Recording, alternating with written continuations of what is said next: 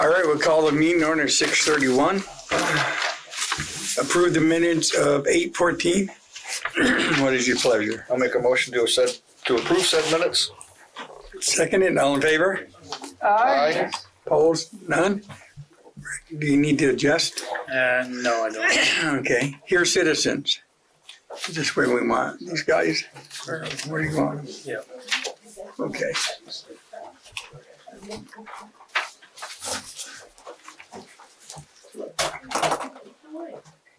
No here, citizens? Yeah. That's Chris. All right.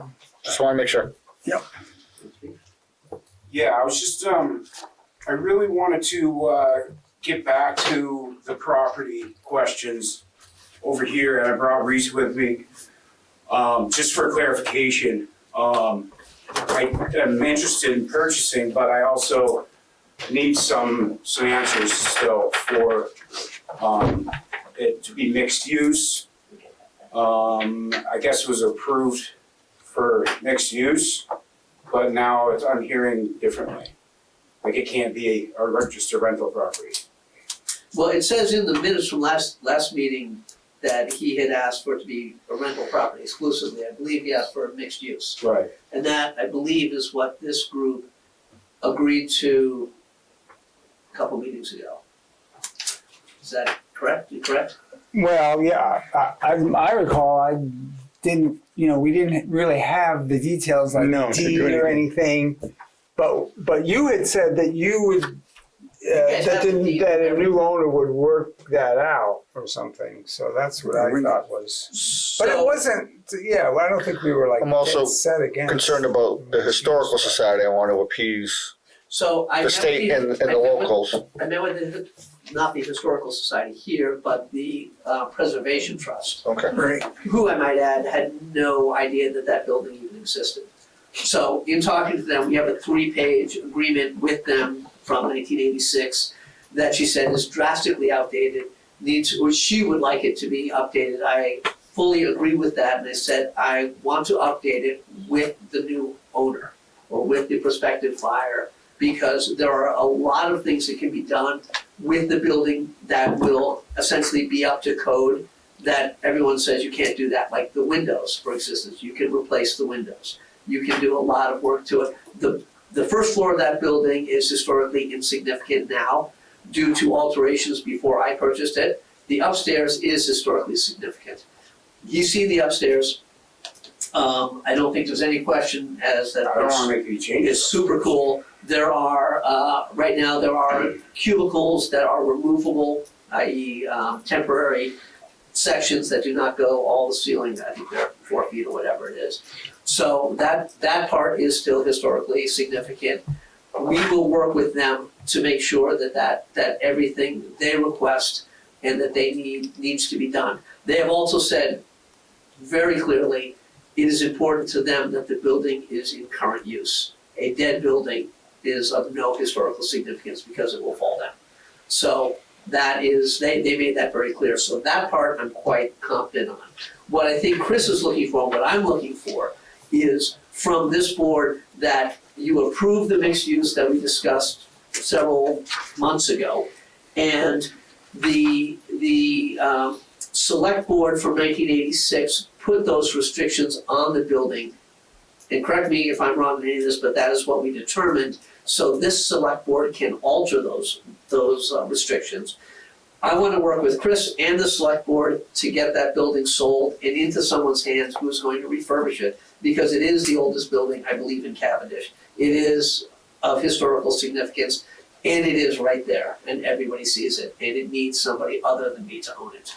But he needs to know that what he wants to do can be done. He asked some questions here that I'm not sure, does it go to a committee? How do we move this forward? But we've been here several Mondays now, and we seem to still be here. Mixed use, when you say mixed use, you're basically saying be able to live there, because one of the restrictions was that you couldn't have a residence.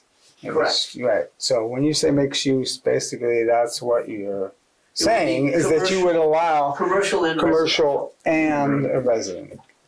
But again, the times have changed since that was put in there. the town has first right of refusal on that sale. When I bought that building, that was held up for 6 months. And the town ultimately didn't want it then, didn't want it before I bought it, didn't want it after I bought it. The previous town manager said they don't want it now. Let's do something good for the town and get it sold, is what I'm thinking. And Chris asked a bunch of questions here about the property lines, about parking, et cetera, snow removal. How do we get those answered? Where do we go? What do we do?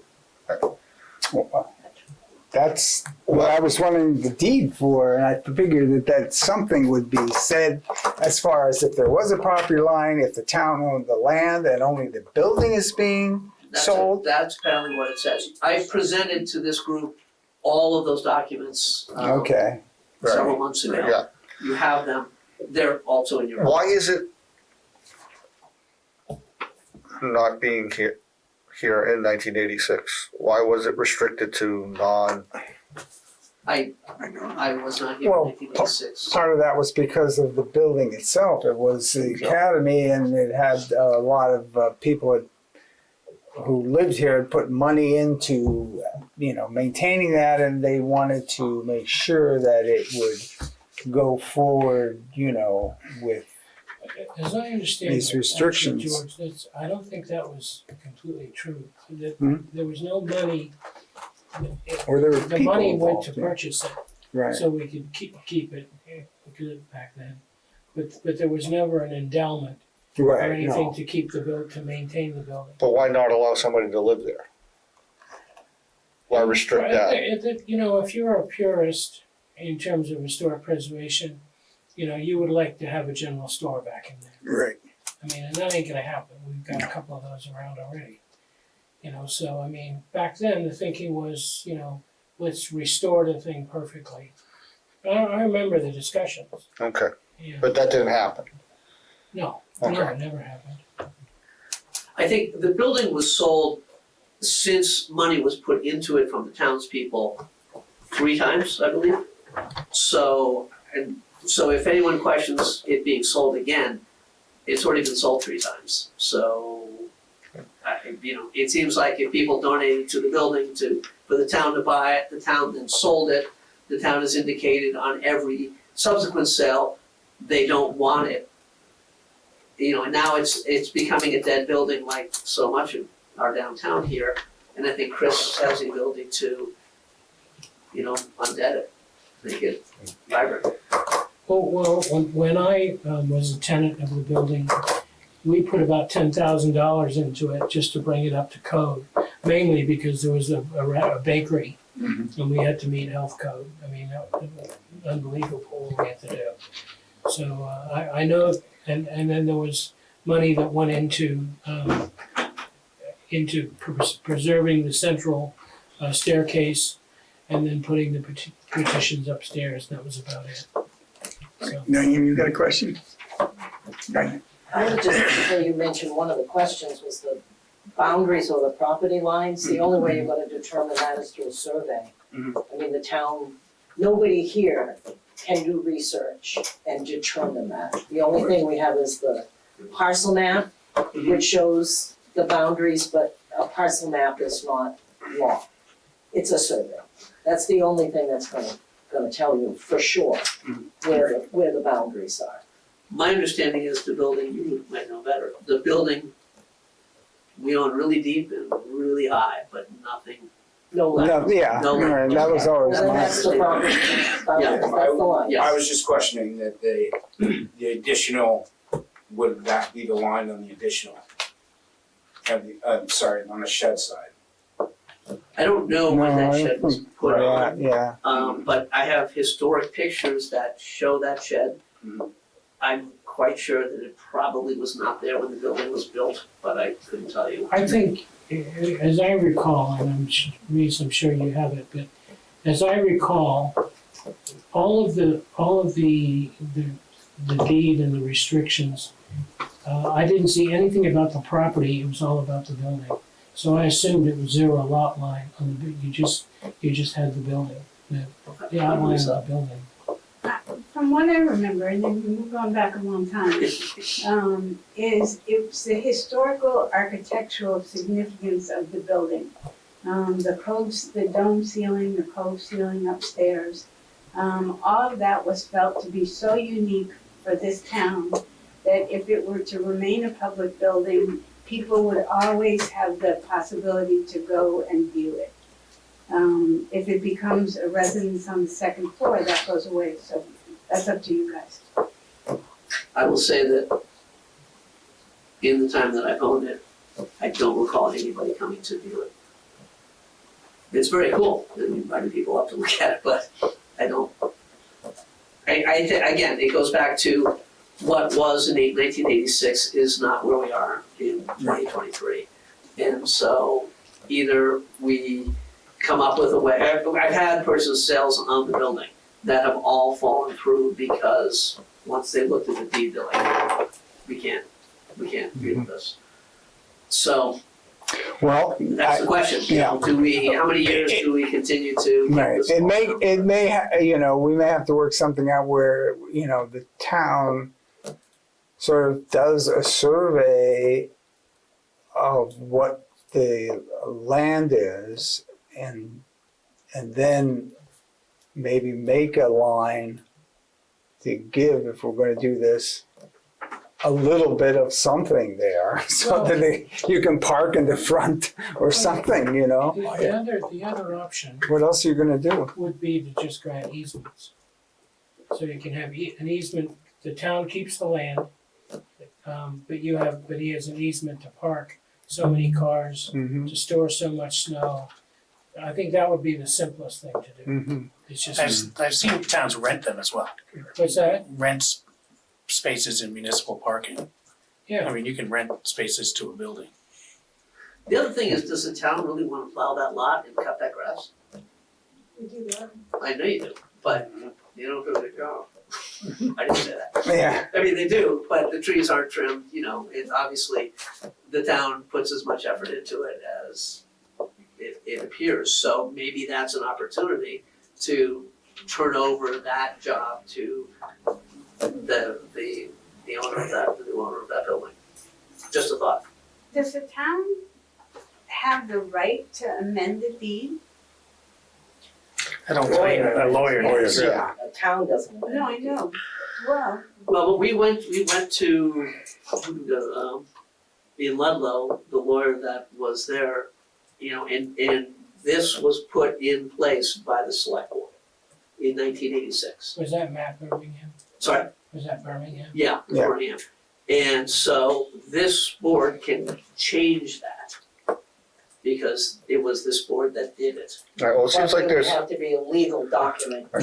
there also seems like there's Do so. two issues going on here. There's the stuff that's happening outside, but there's also the stuff that's happening inside. And it gets crossed over because the stuff that's happening inside is kind of beyond our control. It has to do with, The preservation The land. Preservation But Land Trust. We're working with that So- one side. so working at just the inside, And the outside. we- just one step at a time. Working with the inside so that Chris can do some work or can we say if they run through Rick and the land trust or the preservation trust, that stuff, as long as he clears it through the lawyer or the preservation trust and Rick knows what's going on, some of the work can get started inside. And then we can find out about Yeah. stuff outside as far as an easement or renting or whatever. And He's not going to want to invest doesn't all that start before he owns until the he knows, building. okay. Yeah. And that's been my problem, is nobody wants to start on it until they know what the outcome is going to be. The preservation trust also includes the outside of the building. Right, the not building outside. itself, right, yeah. So all of that, we've talked about Visual. windows, we've talked about doors, we've talked about the clapboards. We've talked about a number of things, and it is not, like, when I bought the building, they said you can't do anything. Okay. Um, Aside from us parking on the night of meetings, does a lot and that stuff get used at all? Yeah. Yeah, quite a few. But he doesn't have to have that whole lot. I mean, you could create a line that would allow, and like you say, an easement if you want to do that. Create an easement line. I think And- also, that parking Or spot is a little closer some- than that parking spot. So people just park there because, okay, I can just run in across the street. I don't think is it a critical parking? From Well, when I was there, busy. was it critical to, I mean, there's a lot of spots out here for this meeting tonight. Yeah. Yeah, do people park there? Absolutely. Why? Because it's right there. But I don't think it's going to really put somebody out too much if they can't park there or they don't park there. And when I was there, nicely, the people from this office would not park right in front because they knew where the tenants parked. It's a pretty happy little situation. Right, so how do we move this forward? I haven't seen this. You said you gave the 1986, or the document from 1986? Yeah. Everybody, I just haven't seen it. You probably have not, it was right before you came. Yeah. Can give you the packet that I have right now, it's in your vault also.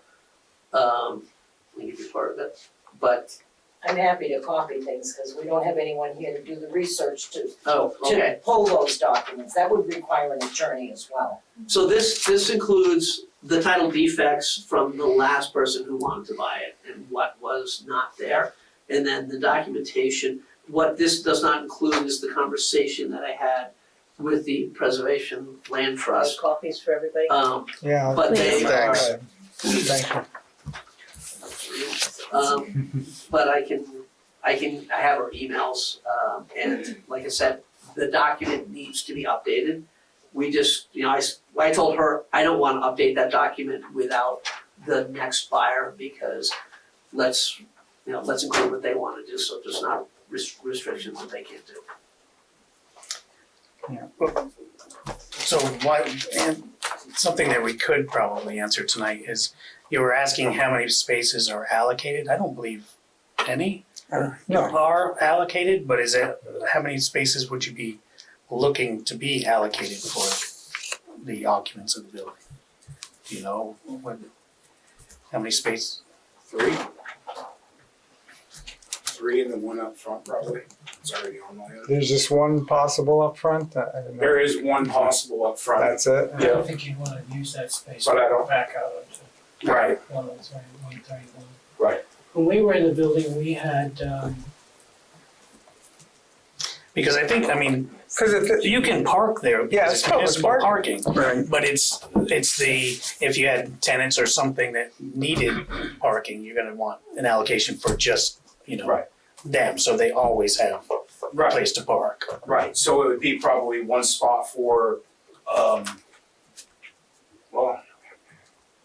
Well, it's hard to say. when we were So there- if it's retail in the front. Well, see, the retail could park there anyways, being municipal parking spaces. Oh, okay. It would be, I would think the allocation would. So it'd probably just be 2 spaces, one for the retail owner and one for the rental upstairs. and then customers. And then customers would be in Which- this one. they're just Which I think they would just use. It's like a public lot, man. Right. And overflows over here. Right. It's municipal lot as well. Like I said, when we were originally in the building, I was in there with 3 people that had cars. You were in there with 10 people that had, I don't know how many cars. And then there was the baker. And I don't recall parking issues ever, really. Right. The only time we had parking issues, when we had it fully occupied, was in the winter, because of snow storage, and we would lose, 2 or 3 spaces, depending on the amount of snow we got. It worked out, it was fine. It was Right. fine. The other issue we might run into also was handicap accessibility in the front. Oh, yeah. See, that's where you get into the preservation side of things. Mhm. When you ask about like a deck on over we the, have to- that's the preservation of, are you changing it too much that they're gonna be upset? Absolutely. Well, we will go to them, but I will tell you, in my conversations, they realize that times have changed also, and that ADA compliance is something you have to do. So, There's no getting around that. there's no getting around that, or you just tear the building down because you can't comply, So I don't think that's an issue. And like I said, what we're looking for is an agreement from this group and then an agreement from them that we can put this program together. And I don't think we're that far off. But is. The ADA is only first floor, you don't need that for the I residents. think if there's some Thank you. commercial space, I mean, you were gonna work on. Just the commercial space, yeah, So, For the commercial space. yeah. so first commercial space. Also, what I was trying to get after with the deck on top is that there's no second set of stairs at this point. So we need egress for upstairs. There is a second set of. But it is, so Yes, there that's you go. it. Yeah. But that was not my doing, Right. that was before my time. So,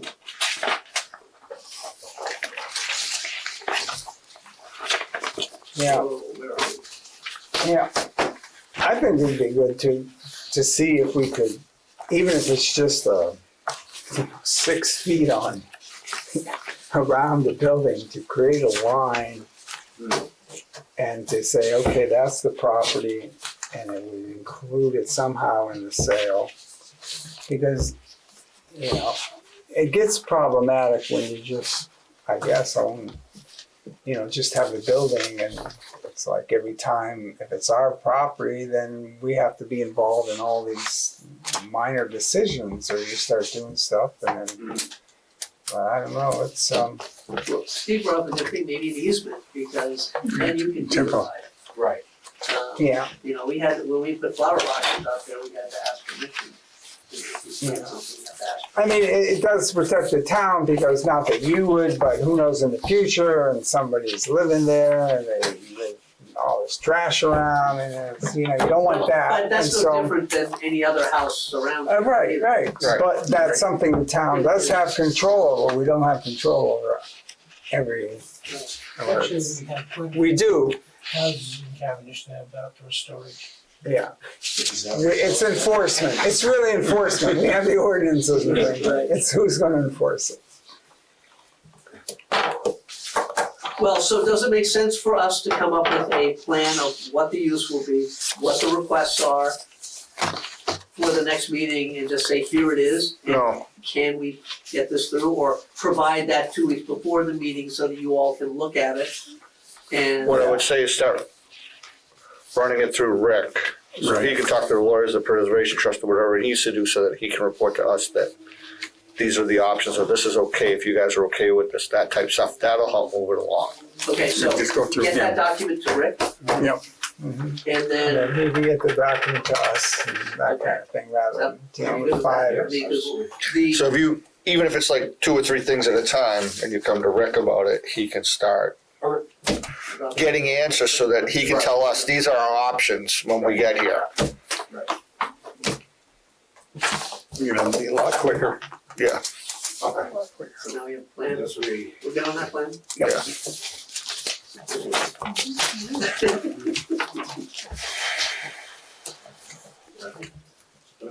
Right, that's good.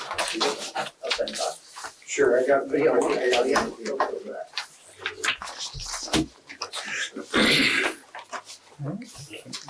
Are you here for citizens? Terry's here for your citizens. No, you here for your citizens or Field. on Grevens Field? Oh, okay. All right, there's no more here citizens, we'll go to errors and omissions of partial number 2, R21-079. Okay, that's that parcel is the Eagles Head Corporation sand pit, Right. they're on Route 131. Total parcel is on our grand list, 19.81 acres. And it was sold in 3 separate parcels that only totaled 12.51 acres, leaving 7.30 acres in limbo. Actually, 12.51 transferred to the new owner, and so 7.30 acres remained in Eagles Head Corporation. They appealed it. We had a Board of Civil Authority and Board of Tax Abatement meeting where it was attended by Eagles Head Corporation and their attorney. The bottom line is that everything was sold, and that's, they were understanding, they believed that was the new owner's understanding, and the boards recommended that I bring this 7.30 acres to the select board as an errors and omissions. for this 7.30 acres on Eagles Head Corporation to be added to the new property owners 12.51 acres.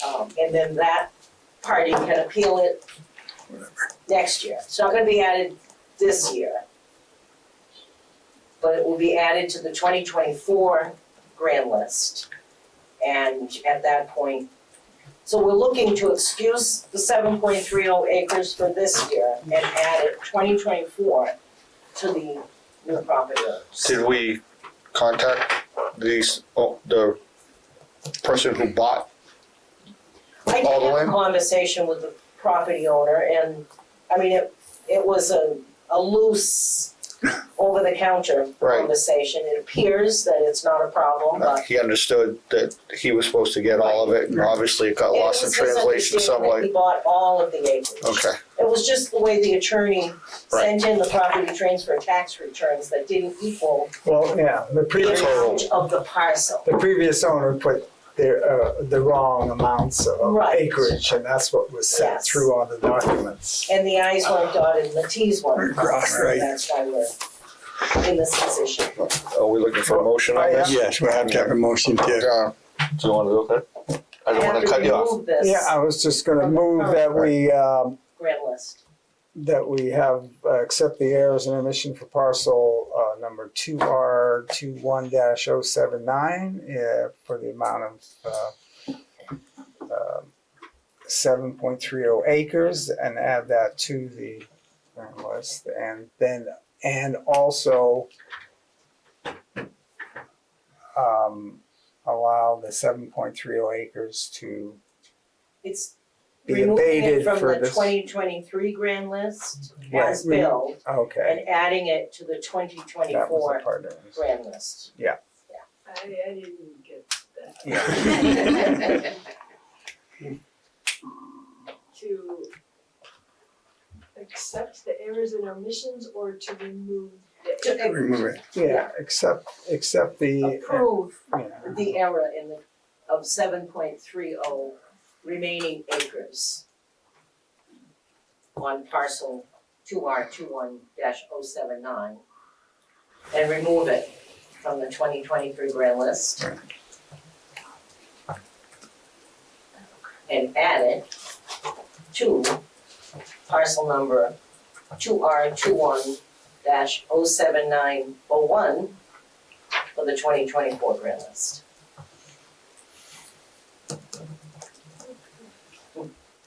okay, I'll second that. all in favor? Aye. right. Opposed? None? Okay. Now we'll move on to Grevin Field update. So as far as Grevens Field, we actually did meet with FEMA for the first time. Yep, we met with, it's one page? Yeah. We met with FEMA last Wednesday. We put Grevens Field on our damage inventory through them. As you know, we went through our insurance first, and they don't cover flood insurance for Grevens Field. So basically, I'm just here to say we'll probably go out to bid really soon, within the next few days, to make it safe again. Just clear the debris, fix the road, and maybe lightly touch up, the scouring where the flooding and stuff is. But what we're not gonna do yet, part of this bid would not be to transform them back into fields yet. It's just basically to make it safe. And so then we can go in there and finish cleaning it up and whatever work, we need to do. I do know that there's, some volunteers and, maybe even some donations for that, which I think is much better used to put the field back together than it is to do the cleanup. Let's get it cleaned up and, kind of go from there on what we're gonna do. And, I think we mentioned it last meeting that whatever we put back there would, would have to comply with our own flood hazard regulations. That's why it's gonna take a little bit longer to put something back. In terms of putting something back, it seems to me that we need to be doing things now that are gonna be ready for the spring, if we're gonna, because it's very difficult in the spring to start, you know, it's when the season starts. So have you thought of any things, or have you guys thought of anything that would have to be, that could be done now so that we have like grass growing and things like that in the spring? Part of this, when I go out to bid, it's not gonna be, they're not gonna build the baseball field out of it, but they will, you know, at least they'll flatten it back out, they'll make it, they're not gonna probably put in clay right now, because the people that we get to do this are not the ones that build baseball fields.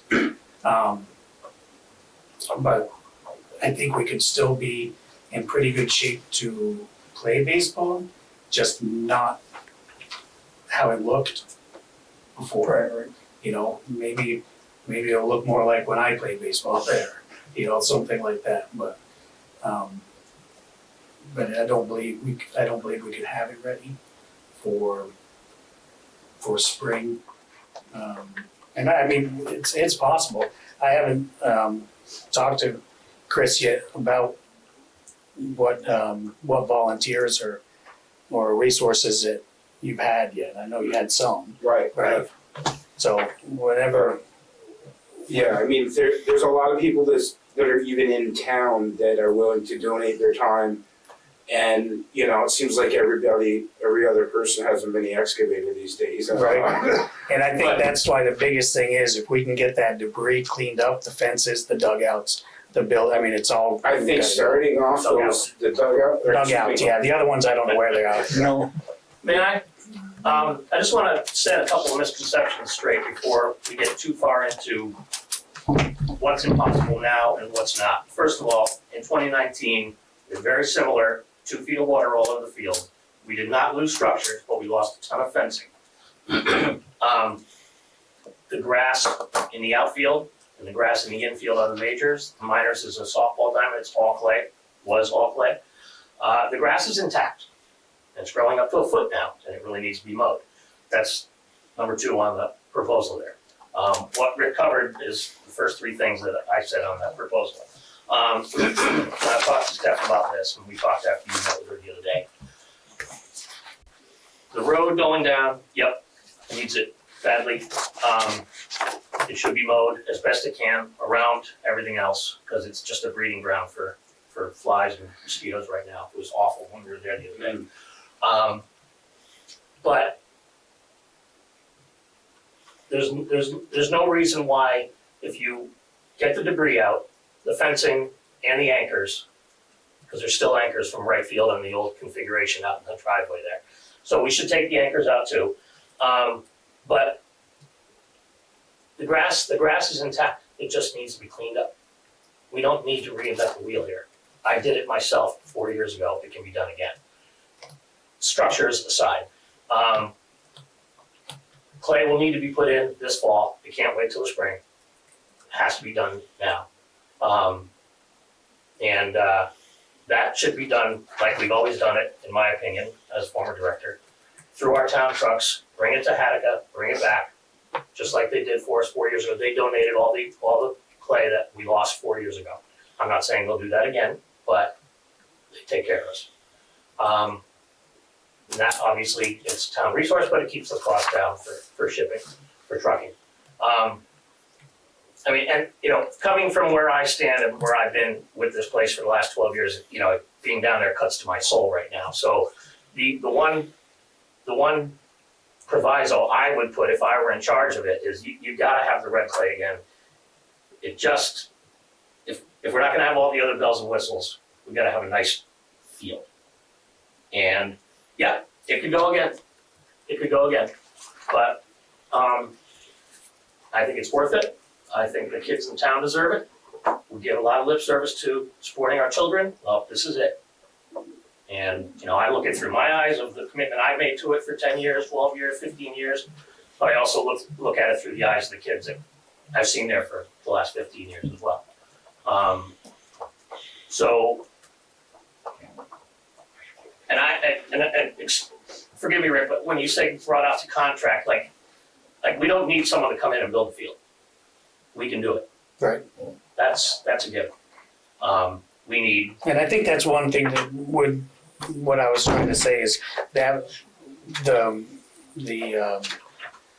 volunteers and stuff, when we do that, I think between the town and volunteers, we can get that done. we've done it before. And we barely scratched the surface of fundraising because didn't want to put the cart before the horse. Right. So Chris has done an outstanding job already. I applaud his efforts. I've kind of taken a step back. I'm a little traumatized, needed to stay away. This is my fourth flood. But I appreciate what he's doing, and there's no reason why we can't just keep accumulating funds. And a lot of it is sweat equity. It truly is. You know, we're gonna need, if you're gonna have bleachers, we're gonna need new bleachers. That was my recommendation to Steph anyway, before I left. Dugouts is in the proposal. Build them freestanding on post, just a roof, no back to them. Temporary fencing. Be nice to spend the money to go all the way around so you're not constantly chasing balls, and it's a safety risk. And the monster should stay. It stayed. It's the only thing that's. That was that is not going to be in the bid to take that down. Yeah, no, I Currently, you'd it's have to find me change of it if you did. And I'm a Yankee fan. I'm sitting here thinking, that's a Yankee fan. But as far as you know, the temporary accoutrement that you would like to have for a field, I think, you know, high netting as a backstop between two poles, you know, 15, 18 feet high, so we lose enough balls as it is. And then temporary fencing around the whole thing, and you can buy it and you can put it down, remove it in a couple of hours, and, you know, God forbid you need to. When you say temporary fencing, so are we using temporary fencing permanently, or do you understand what I'm saying? Seasonally. Seasonally, Seasonally, yeah, that's Seasonally, what I was thinking. yeah, you know, glorified snow fencing. Right, you know, right. And you would put it down, like Nick in Ludlow uses it when he has, needs to shorten the fence at Dorsey. And Okay. you just, it comes with its peg system and you roll it out and Right, you put it up. right. So that can be done. And again, another thing I put in there, you know, you need equipment shed down there. You have to have it somehow. It's impossible not to. But my recommendation in that is to just put it on stilts, put it up. See, that's basically what we were kind of talking about too. We can't just put stuff. You can't put it back the way it was. Right. No, absolutely. So whatever we put down there, and I'm not even sure what the base flood elevation is there, but there's nothing that says you cannot put those types of structures in the flood hazard. They just have to be built correctly. Right. Right. And the only thing as addendum on the bottom of that is, you know, I don't know if there's a way that we could put boulders out beyond the minor league fence, spaced 5 feet apart, whatever, all the way along the bend of the river. And at least that would maybe stop trees and stuff from coming through and just allow water. It's a thought. We're also. I know we can't stop the water. Right. But I don't think we can add anything in the river corridor. We've had that. Nobody's allowed to. We've had land over. You just can't. And again, I would emphasize a bridge, which I've been trying to get done for a while, never got around to it. But you know, that culvert just sucks up everything, and it's impossible to keep up with it, especially on 20 hours a week, which is what Steph has, which is what I have. If you put a bridge with wider than the driveway is, you eliminate bottlenecks at the bottom, and you know, it will hopefully not crumble every time. Water will go under it. That's been the biggest, you know, that's been the cause of winter floods. Right. So, just a thought. We also want to just take the opportunity to try to turn it around as fast as we can, because even the walking path was used, and I think the more commitment, more people see what's going on down there and able to get down there, the more commitment we'll have as a town to gussy it up, make it good. All right. The other thing is there's a possibility of reusing some of the stuff down there. I know that the old dugout on the right-hand side, all that roofing he could take off and put back on for, Another dugout. if it could be another dugout or it could be the snack shack. I think we just need to really figure out what the height is on what we can make for buildings. And if it's a possibility to have a snack shack or storage, Right. or if it's, And I think that stuff's long-term. I mean, this field took a long time to build anyways, the way it was. But if we can get something there for the kids to For the play on spring. this right, spring. absolutely, that's the real goal for now. Yeah. I would say you're gonna need the 2 fields, you're gonna need an equipment shed and temporary fencing Clay. and clay. That's the 4 items that I think that are most important right now. When you were talking about getting more people engaged, one of the things that Margot told me that I wasn't aware of is that sort of our unofficial dog park as well. And I Yeah. mean, Yeah, well, it's- people are allowed to take their dogs on the trail as long as they're under Not control, on the fields, yeah. Right. No. Yeah, not in theory. Right. All right, Betty, you have a comment? Yeah, and to George, and there's several of us here that are on the ARPA committee. We've not met for quite a while, and I think that this could be a prime project, and if the rec department and, Chris and, townspeople got together as to the best use of Grevin, besides the baseball, the walking paths or just general fitness, get Steph involved. I think that could be a wonderful ARPA project, and I'd like to see And it. I like the idea of getting Steph involved or whatever, but having Terry there Oh, as to what it's been and what Absolutely. I'm Okay. happy to help, I'm happy to put time in, just his expertise and the history of the last, what he's built. I haven't taken it no matter what. Right. And I will say that, when FEMA when we do our damage inventory with them, they put it in as a cost for cleaning it up, but it's also a cost to rebuild it. I mean, that is covered under FEMA to rebuild. How much are we talking about here, roughly? They did actually. You have to submit. We haven't, I'd be we haven't curious done about that. Like I said, we can't build it exactly the way it is, so it's difficult to do, Right. or was.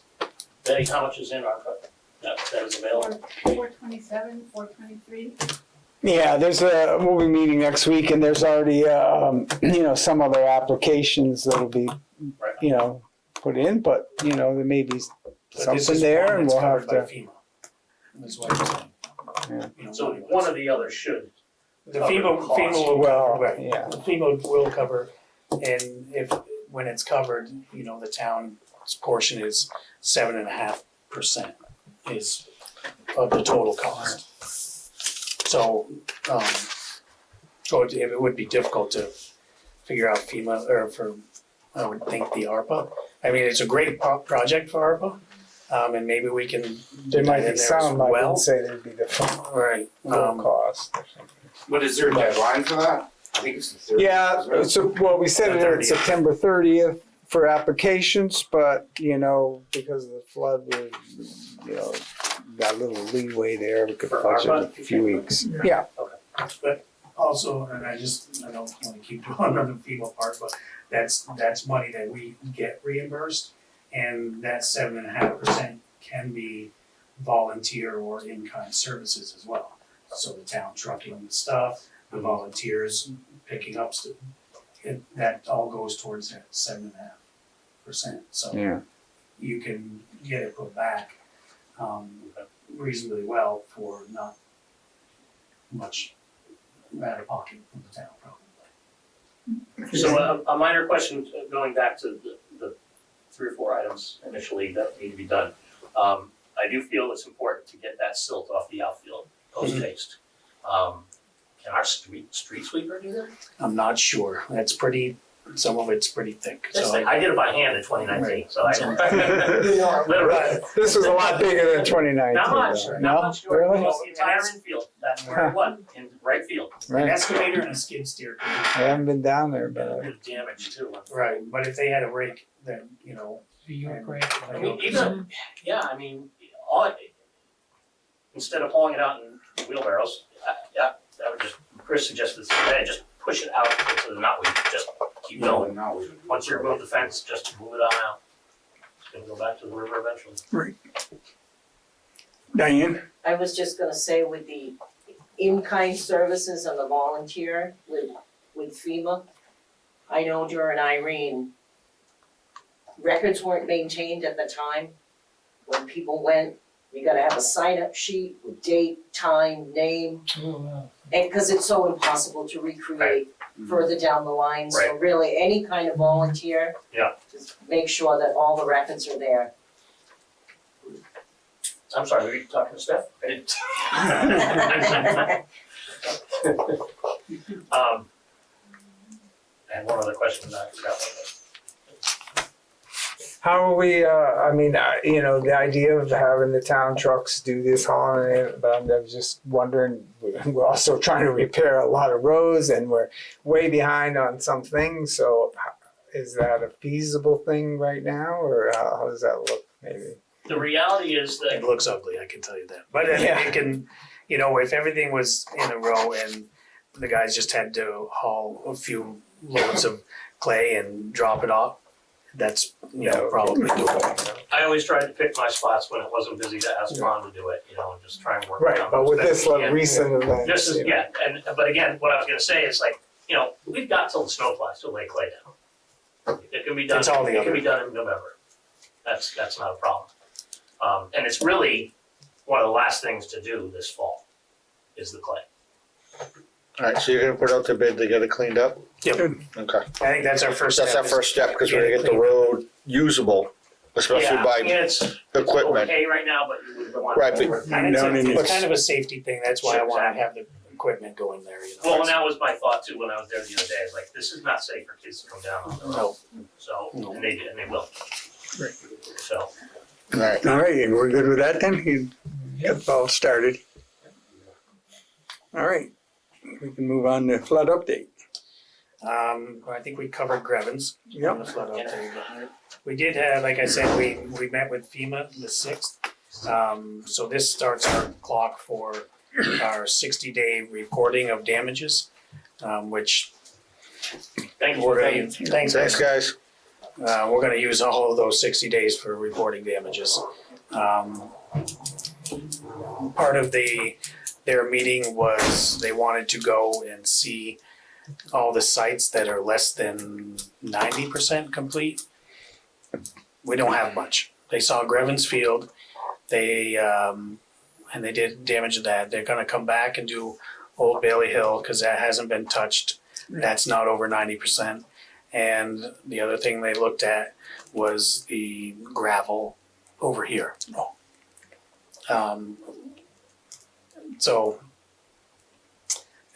Chaos Turnpike is getting worked on real soon if it hasn't started already.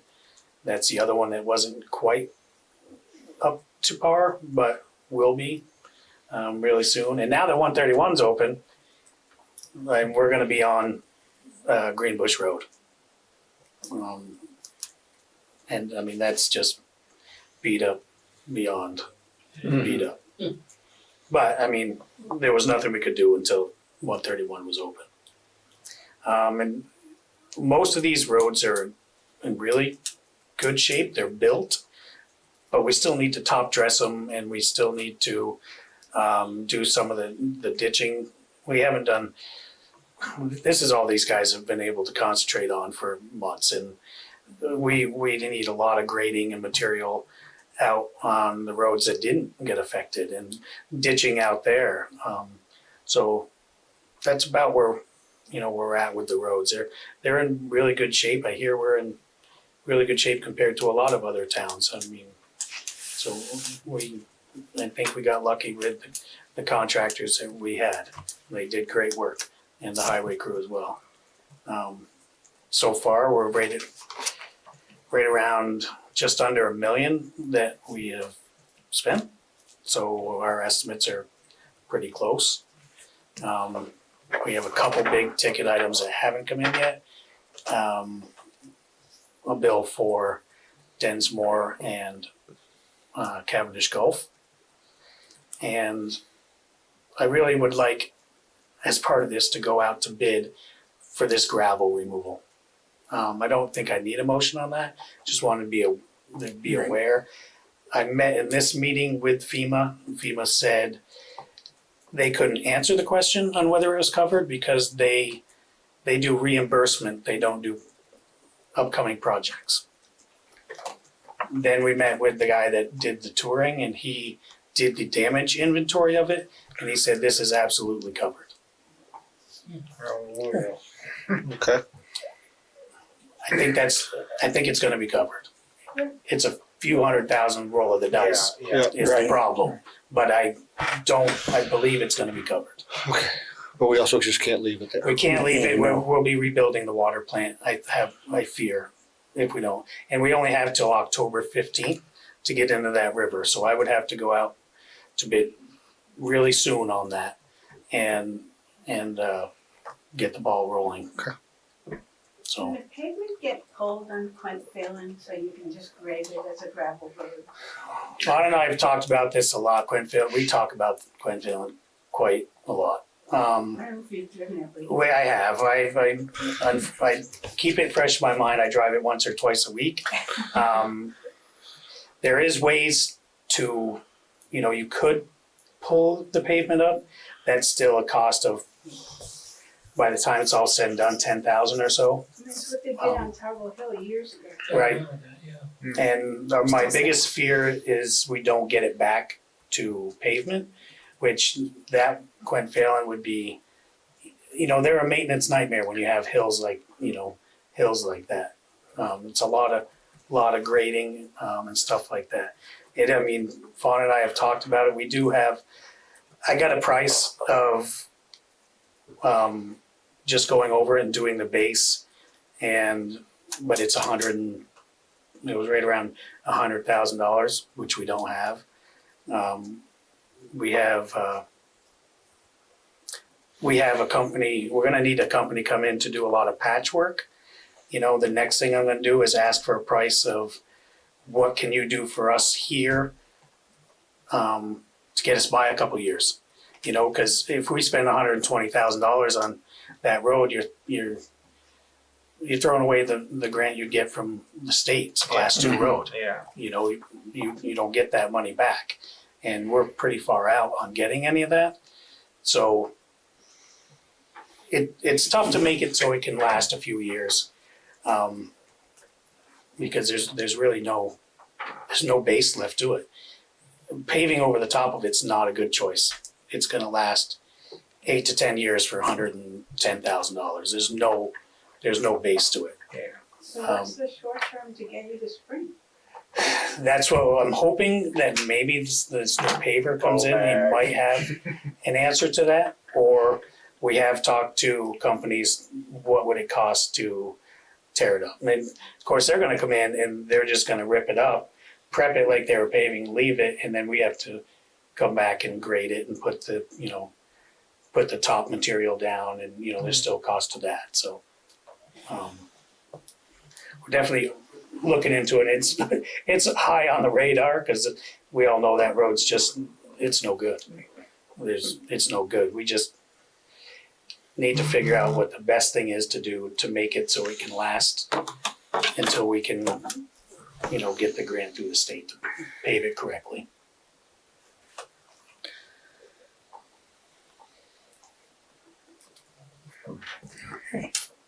And when I have a better answer for that, I will put it on the meeting. I just haven't got every answer yet that I was hoping for. All right. Let's hear with that. We'll go to manager's report. Is that part of it? Well, that was part of it, so I can tell you we're looking into what we can do for Grevens Road. I know it's high on a lot of people's list, but there's no easy explanation. It just, the road's no good, the base is no good. And the other part of that is if you put $120,000 into it, we don't know the condition of that culvert at the bottom. It's not, I don't believe it's in the best shape, and there's nothing worse than putting brand new pavement and everybody happy and tearing it up the next year. So there's a lot to that road, but we're gonna do something to get by. And I guess I wanna throw out there again as part of the report is to remind everyone that's listening, because they're gonna rewatch this, that if you're unsure if you're in the flood hazard area or you need a permit to build, just call the town office and talk to me, because it's a quick, easy check for me to see if you're in the flood hazard area or what you're building if you need a permit, and I'm more than happy to do that because those permits are important if you need them. And lastly, I just want to recognize the retirement of our water and sewer chief operator. Randy has worked for Cavendish for over 10 years, and all his knowledge and hard work will be missed. And I wish him the best and a happy retirement. So congratulations to him. Second that. Yep. All right. Steve, do you have anything? I just have a comment. One of the things that's really interesting, I don't know if you've been following the news, but as of 2 weeks ago, the federal government basically disconnected all wetlands that are not connected to a stream or river. So in other words, there's no the regulations that for wetlands have gone. Whoa. And the feds are trying to figure out what to do with them. But there's no, but they ended, it was started in the Obama administration, confirmed in the Trump administration, and then Biden has sort of stuck with it. So it's kind of interesting because we've been talking about the town and wetlands and things like that. And I guess we just need to hold on for a while and see how this sugars out. But it's I mean, from an environmental standpoint, it's huge because wetlands perform a significant, especially in terms of flooding and everything else, that as of a couple of weeks ago, and the feds are trying to figure it out, but as of a couple of weeks ago, any wetlands that are not connected to a stream, if you just have like a patch on your property, it's not connected to any flow or any stream or river, basically you can do anything you want with it. That's just my comment. Shannon? No. George? No, I'm good. Mike? I'm good. I'm good. We have a motion to adjourn. I'll make said motion. I'll second it. All in favor? Aye. Aye. Opposed, none?